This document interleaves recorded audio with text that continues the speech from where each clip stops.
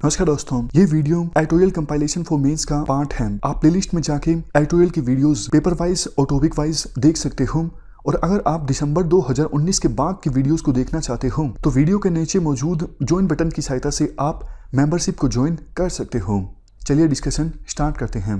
आप GS paper 3 के इस टॉपिक से आर्टिकल को रिलेट कर सकते हो। सबसे पहले आप मुझे ये बताइए, ओपन सोर्स का मतलब क्या होता है। देखो, ओपन सोर्स का मतलब एक ऐसा सोर्स जिसे लोग मॉडिफाई कर सकें, जिसे लोग शेयर कर सकें और जिसका जो डिज़ाइन है वो देखो पब्लिकली एक्सेसिबल है। मतलब पब्लिक उस डिज़ाइन को आसानी से एक्सेस कर सकती है, उसे मॉडिफाई कर सकती है और उसे दूसरे लोगों के साथ शेयर भी कर सकती है। तो ऐसे सोर्स को कहा जाता है ओपन सोर्स। और इस आर्टिकल में जो फोकस है वो ओपन सोर्स सॉफ्टवेयर पर है। ओपन सोर्स सॉफ्टवेयर एक ऐसा सॉफ्टवेयर होता है जिसका सोर्स कोड किसी के द्वारा भी इंस्पेक्ट किया जा सकता है। ओपन सोर्स सॉफ्टवेयर के कोड को किसी के द्वारा मॉडिफाई किया जा सकता है, उस कोड को इंप्रूव किया जा सकता है, चेंज किया जा सकता है। तो ऐसे सॉफ्टवेयर को कहा जाता है ओपन सोर्स सॉफ्टवेयर। जैसे देखो, मैं आपको एग्जांपल देता हूं। माइक्रोसॉफ्ट ऑपरेटिंग सिस्टम जो हमारी विंडो है, विंडो 10, विंडो 7 जो भी आप यूज करते हो, ये प्रोप्राइटरी सॉफ्टवेयर है। माइक्रोसॉफ्ट के कॉपीराइट हैं विंडो के ऊपर। हम विंडो को परचेज करते हैं और इसके बदले में माइक्रोसॉफ्ट जो है हमें विंडो को यूज करने की अनुमति देता है। मतलब माइक्रोसॉफ्ट हमसे पैसा लेता है और विंडो ऑपरेटिंग सिस्टम को हमें यूज करने देता है। बट लिनक्स एग्जाम्पल है एक ऑपरेटिंग सिस्टम का, ये ओपन सोर्स सॉफ्टवेयर है। आप इस्तेमाल कर सकते हो लिनक्स को बिना पैसे दिए। आप लिनक्स का जो सोर्स कोड है इसे इंप्रूव कर सकते हो, देख सकते हो, लिनक्स के कोड को मॉडिफाई कर सकते हो। जबकि देखो, आप विंडो 10 के कोड को चेंज नहीं कर सकते हो, देख नहीं सकते हो, शेयर नहीं कर सकते हो। तो ये डिफरेंस है ओपन सोर्स सॉफ्टवेयर और दूसरी तरफ प्रोप्राइटरी सॉफ्टवेयर के बीच। प्रोप्राइटरी सॉफ्टवेयर वो सॉफ्टवेयर होते हैं जो आप पैसा देकर परचेज करते हो, जो फ्री में उपलब्ध नहीं होते हैं। देखो, आज के समय में ई गवर्नेंस के बहुत सारे प्रोजेक्ट्स और बहुत सारे जो स्टार्टअप्स हैं इंडिया में, वो रन हो रहे हैं ओपन सोर्स सॉफ्टवेयर की सहायता से। आप कह सकते हो आज ओपन सोर्स 2.0 मूवमेंट है। 2000 के आसपास ओपन सोर्स सॉफ्टवेयर का जो इस्तेमाल किया जाता था वो ओपन सोर्स 1.0 मूवमेंट थी और ये 2.0 मूवमेंट है। ऐसा देखो इसलिए भी कहा जाता है क्योंकि आज के समय में माइक्रोसॉफ्ट जैसी जो बड़ी बड़ी कंपनीज हैं वो भी ओपन इन्वेंशन नेटवर्क को ज्वाइन कर रही हैं। अब देखो, हम ओपन सोर्स सॉफ्टवेयर के कुछ बेनिफिट्स के बारे में डिस्कस करते हैं। सबसे पहला बेनिफिट देखो, ये एक कोलैबोरेटिव एफर्ट होता है वेरियस प्रोग्रामर्स का। मतलब काफी सारे प्रोग्रामर मिलकर ओपन सोर्स कोड डेवलप करते हैं। तो ये जो सोर्स कोड होता है वो पूरी कम्युनिटी के लिए अवेलेबल होता है और संभावना ज़्यादा होती है इस सोर्स कोड के इंप्रूव होने की। क्योंकि देखो, बहुत सारे प्रोग्रामर्स के लिए ये सोर्स कोड वाइडली अवेलेबल होता है, तो समय समय पर ये जो ओपन सोर्स कोड है वो इंप्रूव भी होता रहता है, जैसे VLC प्लेयर। सेकंड पॉइंट देखो, ये एक एग्जांपल है डिसेंट्रलाइज्ड मॉडल ऑफ प्रोडक्शन का। मतलब बिल्कुल छोटा जो प्रोग्रामर है वो भी ओपन सोर्स कोड की डेवलपमेंट में पार्टिसिपेट कर सकता है, अपनी राय दे सकता है। इससे देखो एक बड़ा फायदा ये भी होता है, बड़ी बड़ी फर्म्स की जो मोनोपोली है वो खत्म हो जाती है।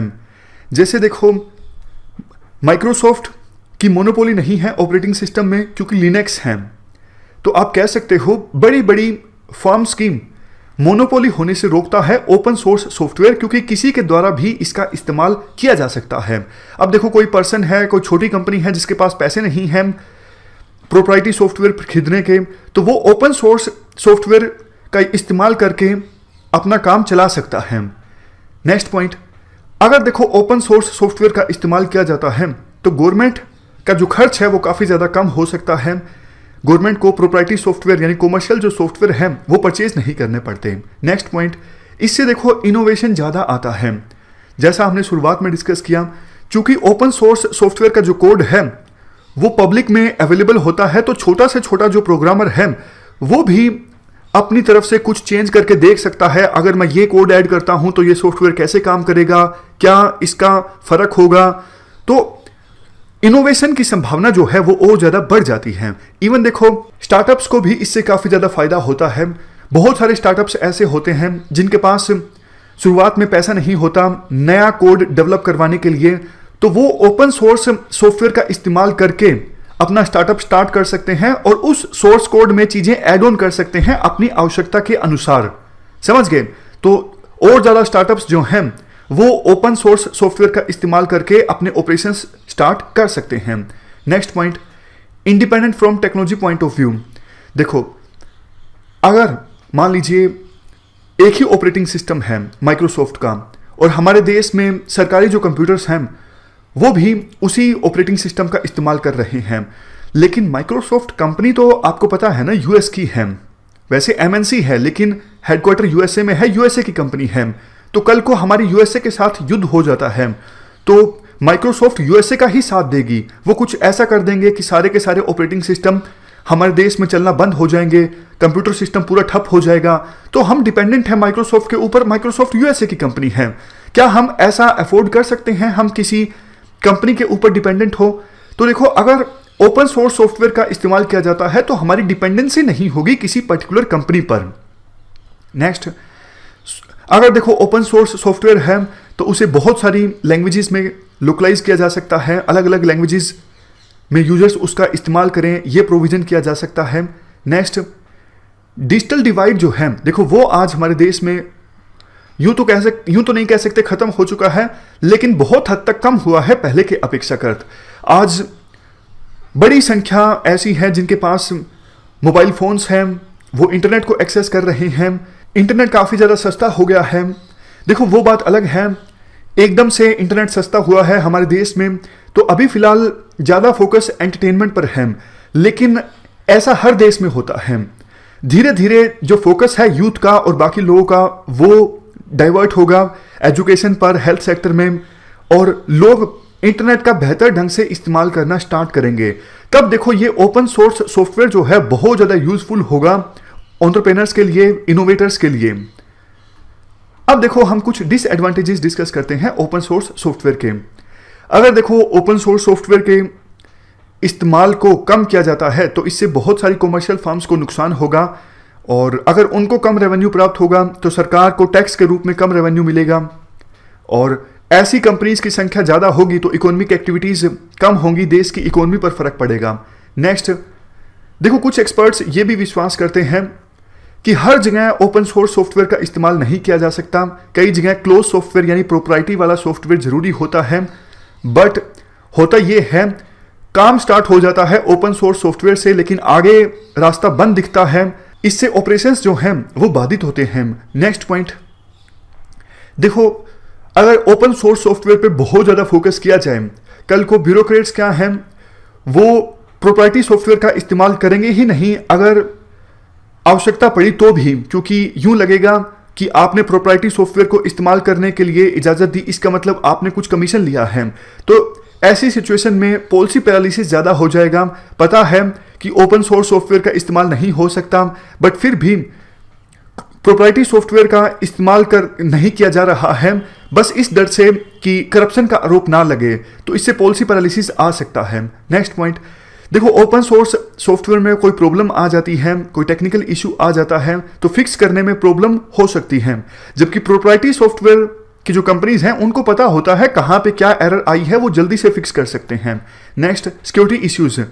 देखो प्रोप्राइटरी सॉफ्टवेयर वाले जो हैं वो सिक्योरिटी पर ज़्यादा फोकस करते हैं, जबकि ओपन सोर्स सॉफ्टवेयर में काफ़ी बार लूप होल्स होते हैं और जो सिक्योरिटी है वो कॉम्प्रोमाइज़ हो जाती है। नेक्स्ट पॉइंट, देखो अभी हमारे देश में सॉफ्टवेयर एजुकेशन ज़्यादा नहीं है, यूनिवर्सिटीज़ काफ़ी पीछे हैं सॉफ्टवेयर एजुकेशन के स्फीयर में, बट अच्छी बात यह है all India council for technical education and others ये देखो नए नए कोर्सेज इंट्रोड्यूस कर रहे हैं नई टेक्नोलॉजी एरियाज पर, और नास्कॉम जो कि एक बिजनेस ग्रुप है, नास्कॉम भी बहुत सारे प्रयास कर रही है ताकि सॉफ्टवेयर डेवलपर्स और स्टूडेंट को अपस्किल किया जा सके, उनकी स्किल्स में इंप्रूवमेंट किया जा सके और इंडस्ट्री एकेडमी के बीच एक कनेक्ट इस्टेब्लिश किया जा सके। सबसे लास्ट में प्राइवेसी इश्यूज भी हैं अगर देखो ओपन सोर्स सॉफ्टवेयर का इस्तेमाल किया जाता है। अब लास्ट में वे फॉरवर्ड में ये बोला जाता है हमें देखो यूजर्स को प्रॉपर्ली अवेयर करने की आवश्यकता है कि ओपन सोर्स सॉफ्टवेयर का इस्तेमाल करोगे ये फायदे नुकसान हो सकते हैं, प्रोप्राइटरी सॉफ्टवेयर का इस्तेमाल करोगे ये फायदे नुकसान हो सकते हैं। तो एक चॉइस मिल जाएगी यूजर्स को, वो अपनी सिचुएशन के हिसाब से कैलकुलेशंस करके ओपन सोर्स सॉफ्टवेयर का इस्तेमाल कर सकते हैं या फिर प्रोप्राइटरी सॉफ्टवेयर का इस्तेमाल कर सकते हैं। ये हमें इंश्योर करना होगा। नेक्स्ट देखो, आज के समय में क्लाउड कंप्यूटिंग है, आर्टिफिशियल इंटेलिजेंस है, तो इन टेक्नोलॉजीज की सहायता से जो ओपन सोर्स सॉफ्टवेयर है वो और ज़्यादा मेन स्ट्रीम हो गया है। मतलब आर्टिफिशियल इंटेलिजेंस की सहायता से ये पता लग जाता है एरर कहाँ पे आई है, और भी दूसरी जिनका पहले कंसर्न्स थे ओपन सोर्स सॉफ्टवेयर के इस्तेमाल को लेके, वो कंसर्न्स दूर हो सकते हैं अगर हम आर्टिफिशियल इंटेलिजेंस और क्लाउड कंप्यूटिंग का इस्तेमाल करें। इस डिस्कशन में फिलहाल इतना ही है। Thank you very much for discussion.